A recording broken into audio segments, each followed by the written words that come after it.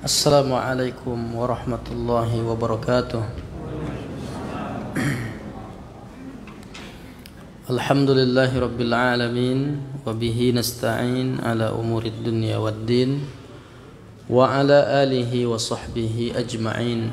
Ashhadu an la ilaha illallah wahdahu la syarika lah wa ashhadu anna Muhammadan abduhu wa rasuluhu la nabiyya ba'dah. Kaum muslimin musliman jamaah Masjid Jami'atuz Zahidin yang dimuliakan Allah Subhanahu wa taala.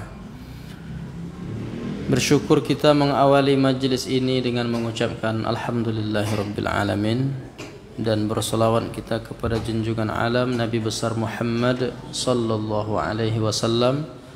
Allahumma salli ala sayyidina Muhammad wa ala ali sayyidina Muhammad. Assalamualaikum ayyuhan nabiyyu wa rahmatullah. Jamaah yang dimuliakan Allah Ta'ala,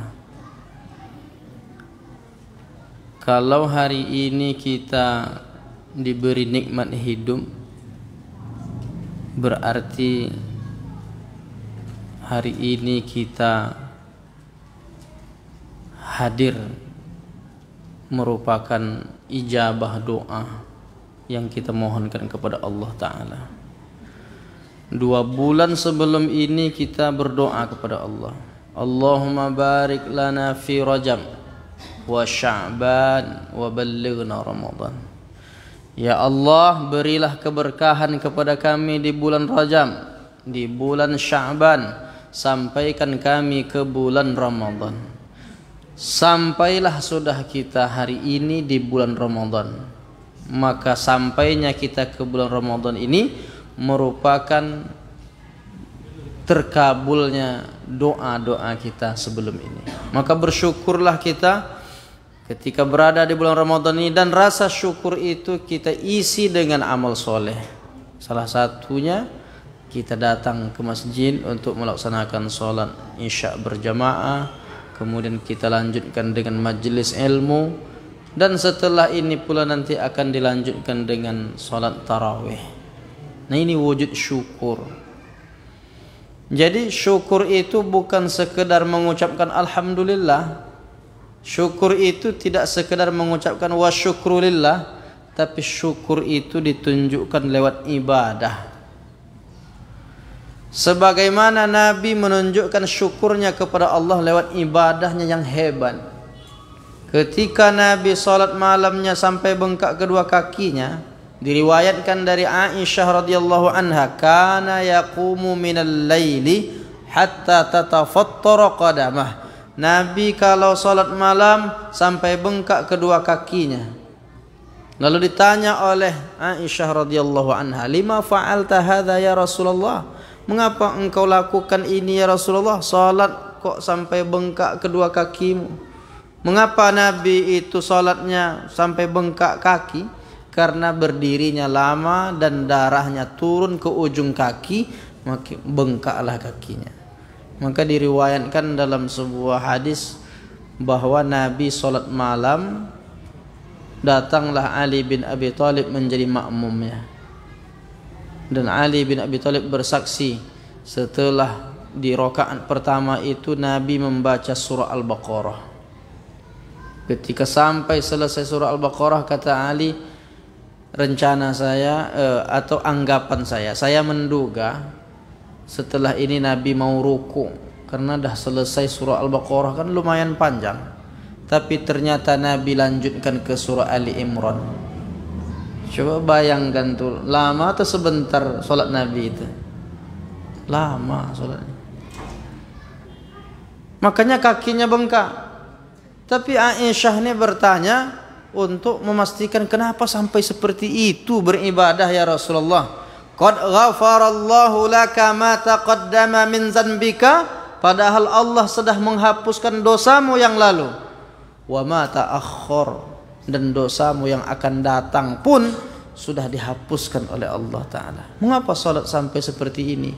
Jawaban Nabi apa? Afala uhibbu an akuna abdan syakura. Aku ingin menjadi hamba yang bersyukur.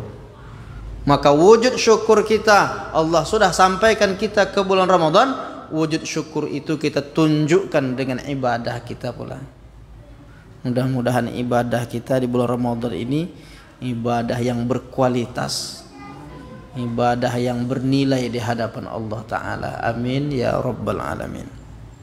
Jamaah yang dimuliakan Allah Ta'ala, kalau di temanya judul kita fikih Ramadan, kalau tak salah begitu, ada tak tertulis di sini? Tak ada Pak, tapi seingat saya fikih Ramadan.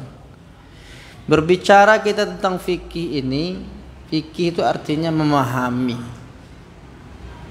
Dari kata faqiha, yafqahu. Dari situ juga lahir kata tafaqquh. Maka li ahli Madinati ayyam firu kaffatan. Tidak pantas penduduk Madinah itu pergi berperang semua. Kenapa harus ada liyatafaqahu fid din? Harus ada orang yang memahami agama. Liyunziru qaumahum, supaya nanti dia bisa memberikan peringatan untuk kaumnya. Nah, itu asal kata dari kata faqiha, fikih. Memahami artinya orang yang faqih, orang yang paham tentang agama. Nah, kalau fikih Ramadan berarti dia paham tentang apa yang harus dilakukan di bulan Ramadan. Tahu dia rukun-rukun, syarat-syarat berpuasa di bulan Ramadan, amalan apa saja yang diisi di bulan Ramadan, amalan apa saja yang menggugurkan pahala ibadah Ramadan. Nah, itu pembahasan fikih Ramadan lebih kurang. Tapi kan banyak itu, kalau mau kita bahas semua kan nampaknya waktu tak cukup. Jadi kita ambil aja yang ringan-ringan dulu. Nampaknya masih ada Pak, sekali atau 2 kali. Tak ingat saya, kalau 2 kali berarti kita lanjutkan. Kalau sekali berarti ya kita ambil yang ringan-ringan, tetapi ini penting. Yang pertama yang akan kita bahas tentang fikih Ramadan ini, kapan puasa Ramadan itu disyariatkan. Sejarahnya dulu. Kapan puasa Ramadan itu disyariatkan? Ketika Nabi berada di Makkah, Nabi belum puasa Ramadan. Sejak turun wahyu umur Nabi 40 tahun, belum lagi Nabi berpuasa Ramadan. Umur 40 sampailah 53, berarti 13 tahun. Karena Nabi menerima wahyu di Makkah itu 13 tahun. Sampai umur 53 itu pun Nabi belum lagi berpuasa Ramadan. Lalu kapan Nabi berpuasa Ramadan? Berangkatlah Nabi hijrah ke Madinah. Tahun pertama Nabi di Madinah, belum lagi Nabi berpuasa Ramadan. Lalu kapan dia berpuasa Ramadan? Tahun kedua Hijriyah. Barulah turun ayat ya ayyuhalladzina amanu kutiba alaikumus shiyam. Sejak turun ayat itu pada bulan Sya'ban. Jadi bulan Sya'ban kemarin ini kayak ini ya, kemudian Ramadannya Nabi langsung berpuasa. Tahun kedua Hijriyah. Berarti umur Nabi berapa itu? 54 atau 55? Nah, lebih kurang lah ya kan, umur 55. Jadi kalau ada bapak-bapak atau ibu-ibu umur udah 50, kenapa tak puasa? Nabi puasanya 55. Berarti dia paham sejarah itu. Sama juga dengan orang memahami sholat 5 waktu. Sholat 5 waktu itu baru dikerjakan Nabi menjelang hijrah. Karena sebelum Isra Mi'raj enggak ada sholat 5 waktu. Umur 52 atau 53 menjelang hijrah ke Madinah, 52 lah katakan. Itu Isra Mi'raj Nabi. Jadi kalau ada orang 45 umurnya, kok belum sholat 5 waktu? Nabi umur 52 dia sholat 5 waktunya. Nah, itu paham juga dia tentang sejarah Islam itu. Tapi tentulah tidak begitu maknanya. Kenapa? Karena itu tarikh tasyri', itu sejarah pensyariatan. Nah, oleh karenanya sejak kita mukallaf akil baligh, sejak itu kita sudah diwajibkan berpuasa, diwajibkan sholat. Maka tidak ditentukan dari umurnya, tapi ditentukan dari akil baligh. Dibebankan hukum, sejak itulah kita melaksanakan ibadah puasa Ramadan. Dan puasa Ramadan yang dilakukan Nabi pula, kalau dilihat dari umur Nabi, sejak umur 55 atau tahun kedua Hijriah. Nabi wafat tahun ke-11 Hijriah. Dari tahun kedua menuju ke-11, berarti lebih kurang 9 kali Nabi berpuasa Ramadan. Nah, dan itu nggak bisa diukur juga. Saya puasa Ramadan ini sejak umur 15 Pak Ustaz. Ditambahnya 9 lagi kan. Habis itu tak mau dia puasa lagi. Itu keliru juga. Jadi maknanya puasa Ramadan ini bukan dilihat dari berapa lama Nabi berpuasa atau sejak kapan Nabi berpuasanya, tapi dilihat sejak kita akil baligh. Itu poin pertama tentang sejarah puasa Ramadan. Yang kedua, pembahasan kita pada kesempatan kali ini, salat tarawih kita, kemudian nanti malam, maksudnya menjelang subuh, itu ada namanya sahur. Nah, sahur ini juga fikih Ramadan sebetulnya. Gimana sahur ini? Banyak orang menduga sahur itu makan dan minum saja. Sebetulnya sahur itu memang salah satunya makan, minum begitu. Tapi ada yang lebih hebat dari sekedar makan dan minum. Apa dia? Berdoa. Jadi waktu yang paling baik untuk berdoa itu waktu sahur. Karena Allah berfirman dalam Quran, wabil asharihum yastaghfirun. Pada waktu sahur itu mereka memohon ampun. Pada waktu sahur itu mereka memohon kepada Allah. Tapi banyak orang yang mengabaikan doa di waktu sahur. Yang diingatnya waktu sahur apa makanannya. Habis itu setelah makan minum, ada beberapa saat menjelang subuh itu ada dua yang menariknya. Satu selimut, satu lagi televisi. Lalu doanya lupa dia berdoa. Padahal itulah waktu yang paling baik untuk berdoa. Bukankah dalam hadis Nabi dalam Sunan At-Tirmizi, ditanyalah Nabi oleh sahabat, ayyud du'ai asma, ya Rasulullah, doa yang paling didengar oleh Allah itu kapan ya Rasulullah? Dijawab Nabi, jaufal lailil akhir, di penghujung malam. Malam itu diawali dari maghrib, ditutup atau diakhiri dengan fajar, subuh. Artinya kalau sudah azan subuh, udah nggak malam lagi, itu udah fajar namanya.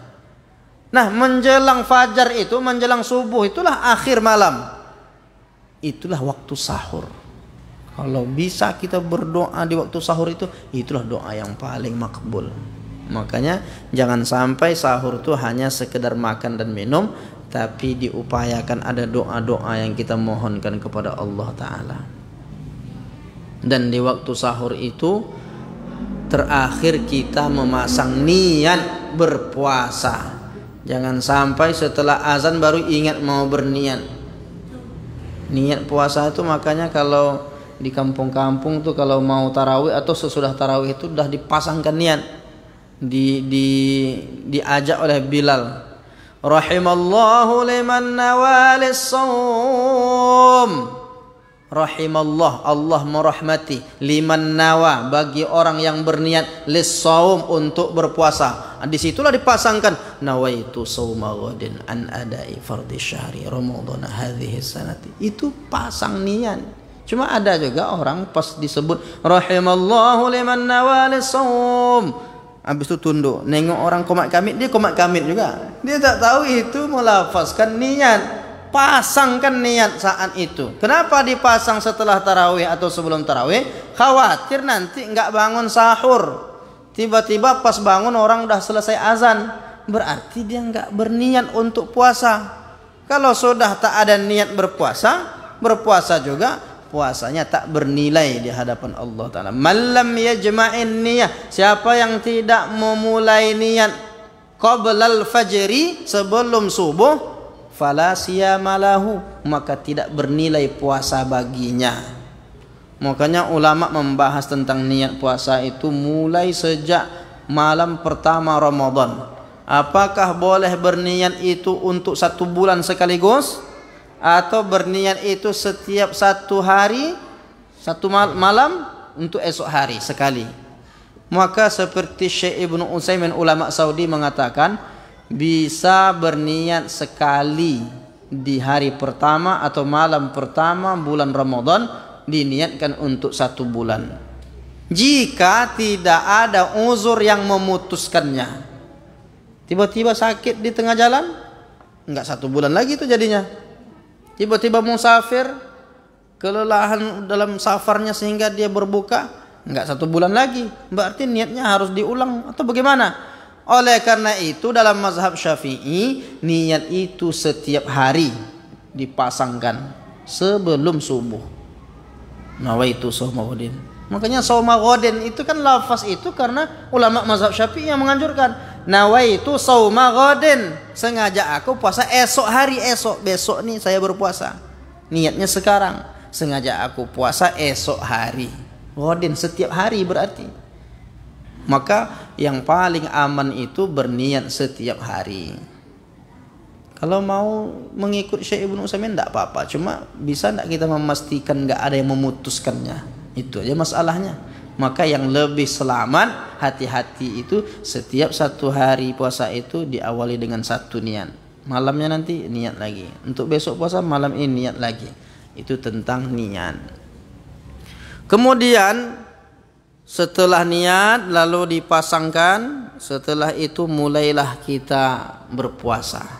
Yang definisi ulama fikih, imsakun nafsi anil mahzurat, menahan diri dari hal-hal yang membatalkan puasa, min tulu'il fajri ila ghurubis syamsi, dari terbit fajar sampai terbenam matahari.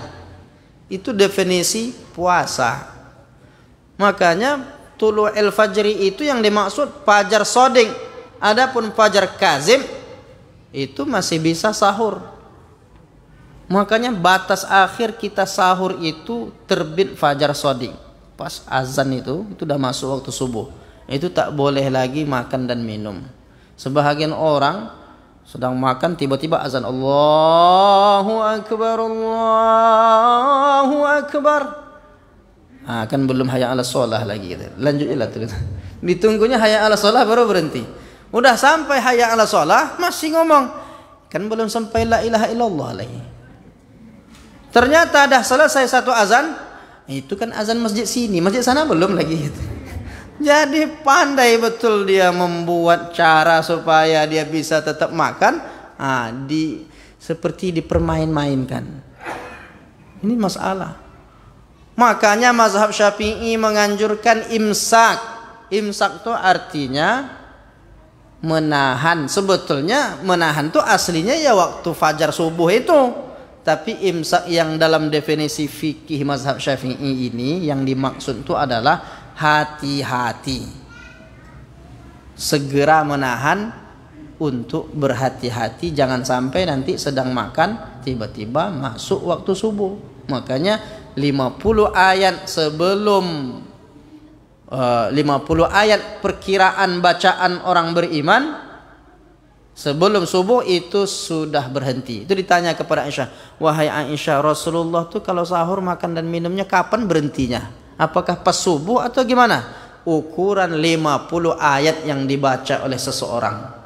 Bapak Ibu coba baca 50 ayat itu kira-kira berapa menit tuh? Tergantung kan? Payah juga kita menentukannya. Maka dikira-kira saja oleh ulama kita, dibuatnya antara 10 menit atau lebih sedikit. Nah, itulah yang jadwal imsakiyah Ramadan itu. Imsak beberapa menit sebelum subuh. Maksudnya itu lampu kuning. Supaya berhati-hati. Kalau udah sampai lampu merah, wajib berhenti. Kalau dipaksakan juga azan subuh itu kita masih makan dan minum, puasanya enggak sah. batal. Makanya kalau udah terdengar azan, stop. Yang paling sulit itu saat suapan terakhir tuh cabai rawit. Nah itu raso kan pedas gitu kan. Mau minum gimana, ini udah azan. Makanya disuruh hati-hati detik-detik menjelang subuh itu, cepat-cepat lah, tengok-tengok jam. Itu yang dianjurkan para ulama kita untuk imsak. Kemudian selesailah sudah kita bersahur, kemudian kita mulai menahan diri dari terbit fajar tadi sampai terbenam matahari. Maka masalah berbuka dan sahur ini turun ayat, sampai-sampai turun ayat untuk menjelaskannya. Wa kulu washrabu hatta yatabayyana lakumul khaytul aswad minal khaytil abyad. Makan dan minumlah engkau sampai terlihat jelas olehmu mana benang hitam dan mana benang putih. Datang sahabat Nabi, ya Rasulullah, sejak turun ayat itu untuk memulai sahur atau menghentikan sahur atau memulai berbuka, aku jahitkan benang hitam sama benang putih itu di bantalku. Kata Nabi, itu bantalmu terlalu lebar itu, kata Nabi. Maksudnya apa? Bukan itu yang bukan benang itu. Maka yang dimaksud benang hitam itu adalah malam. Hitam itu kan malam, gelap. Adapun benang putih itu fajar. Jadi kalau engkau sahur, berhentilah engkau makan dan minum kalau sudah terbit fajar.